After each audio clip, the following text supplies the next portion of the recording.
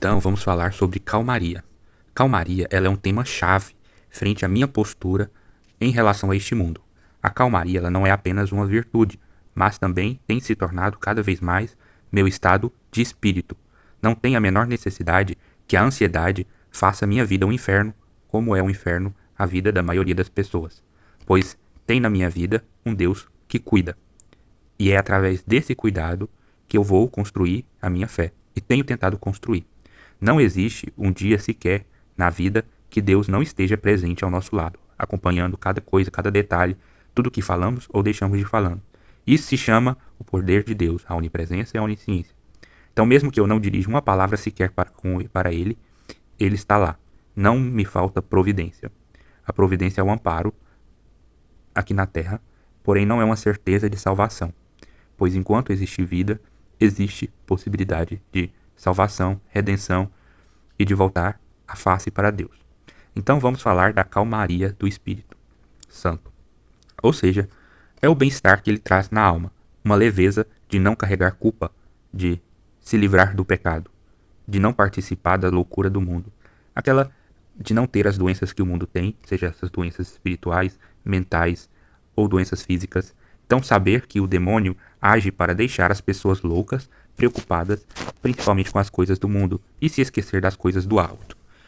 De certa forma, o homem é acostumado a se preocupar com as coisas pequenas, e principalmente nas coisas pequenas é que está as armadilhas de Satanás. Então a gente se deixa levar das futilidades do mundo, das incertezas que há por aí, e acabamos caindo na conversa do mal.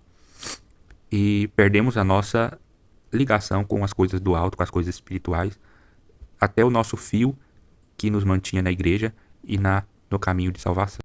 É algo muito bom saber que estamos em comunhão com a paz de Cristo, que não vivemos com as incertezas do mundo, de não saber nada da vida além da morte, e ficar com medo de morrer a qualquer momento, e nunca ver a morte como uma alternativa, como uma escolha ou o que for.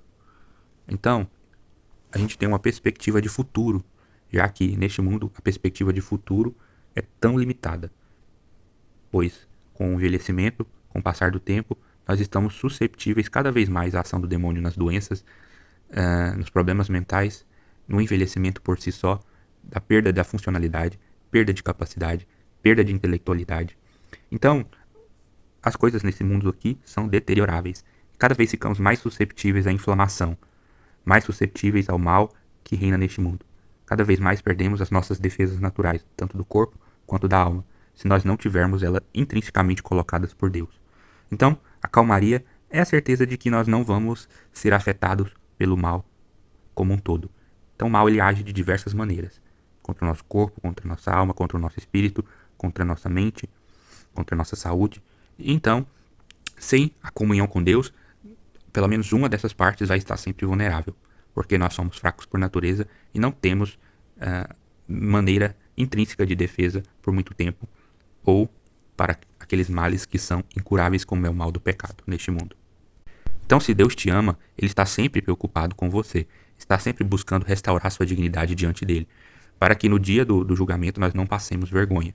Então a gente precisa estar sempre reconciliando com Deus, precisamos estar sempre buscando Ele, colocando Ele, encaixando Ele em vida espiritual, dar lugar, o lugar de Deus na nossa vida. Então, nós não podemos carregar as maldições e as doenças do mundo, das pessoas. Então, nós precisamos ser diferentes para ter nossa posição dentro da igreja. E não podemos ser um corpo doente espiritualmente falando, como membros da igreja. Precisamos manter nossa sanidade, manter nossa intelectualidade, manter nossa espiritualidade viva, para que o nosso fogo do Espírito nunca se apague, pois o nosso Deus é o Deus da vida. Então, o grande motivo da calmaria é a intercessão de Deus, é a providência. Então, Ele está sempre desvinculando a gente com essa carga, com este peso dessas maldições, dessas doenças, das consequências do pecado. Saber que estamos nos confessando, que estamos vivendo o sacramento, que estamos em comunhão plena com a igreja e com o cordão umbilical da Virgem Santíssima. Então Deus está nos remindo sempre através do Espírito Santo. E esse é o sentido da vida, que é a comunhão com Ele. Saber que não há grande motivo para Deus te abandonar. Então, na verdade não é Deus que nos abandona, somos nós que abandonamos a Deus. E o que faz isso? É o pecado, é a iniquidade, é o afastamento, é o apego às coisas fúteis, futilidades no geral. Então tudo que a gente faz de errado, de ruim, que atrapalha a nossa convivência com Deus. Então, como a gente percebe isso, que nós estamos crescendo na vida espiritual, que nós estamos andando para frente e não para trás, que há progressão na nossa vida, que o temor de Deus está crescendo, que nós estamos nos afastando do mundo, estamos saindo das trincheiras de Satanás, temos comunhão com os santos, temos vida espiritual, temos caridade, temos mais virtudes crescendo na nossa vida, na nossa árvore da vida, temos nossa família crescendo, temos nossa vocação frutificando, vendo que não estamos isolados, já que a vida neste mundo aqui é muito sozinha, muito egoísta. Então, se a gente está tendo fruto de caridade, fruto de amor, fruto de fé, é assim que percebemos que estamos sendo sinceros e agradáveis para Deus.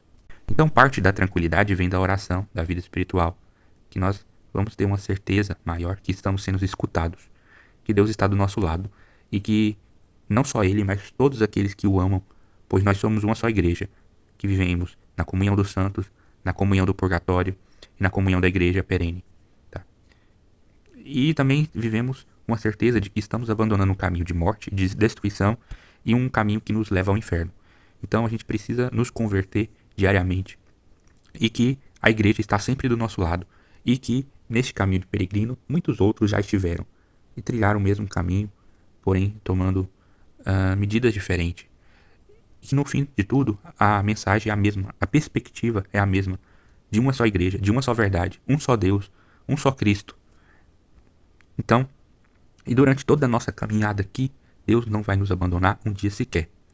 Então, que Ele seja a nossa salvação e que Ele faça o que for necessário, segundo sua vontade, para que nós também consigamos persistir em seu caminho, encontrá-lo. Então, que a Virgem Santíssima, ela também nos ame, tanto quanto Deus nos ama. E também temos uma certeza de que ela não vai abrir mão da nossa salvação pelos princípios de Deus, pelo princípio da natureza, tanto de mãe quanto a natureza de pai, pois não estamos abandonados em família, como filhos. Mesmo que pegamos o caminho do filho pródigo, continuamos sendo amados. Então, Deus vai dando esses passos que nos torna capaz de amadurecer a cada dia mais. Deus planejou tudo muito antes de mim mesmo, antes mesmo de eu querer, antes mesmo de eu pensar. Deus já tinha planos para a minha vida, planos estes que são muito maiores do que qualquer plano que eu possa fazer. Então Deus vê agrado na minha servidão e tenta aumentar o potencial do meu serviço, da minha rotina com Ele, do meu caminho aqui na Terra, do meu trabalho. Então, eu tenho a calmaria de que fui selecionado por Deus, talvez como predestinação, não sei, mas que eu sou amado por Ele, eu sou. E a calma, ela vale muito mais para o espírito do que qualquer outro tipo de ansiedade, qualquer insegurança, incerteza, falta de fé, tristeza. Então a calma, ela permite um espírito adequado para a vontade de Deus e afastado das vontades do mundo. Então, Deus pede calma, paciência, enquanto que o mundo pede pressa, ansiedade, opressão. Então, toda vez que o homem se coloca espiritualmente acelerado, com pressa e querendo tudo de maneira perfeita, de forma imediata, sem ter esforço, de maneira automática e que satisfaça o seu ego, o seu consciente, seu livre-arbítrio vai querer ser dominante e assim ele vai agir sem depender de Deus.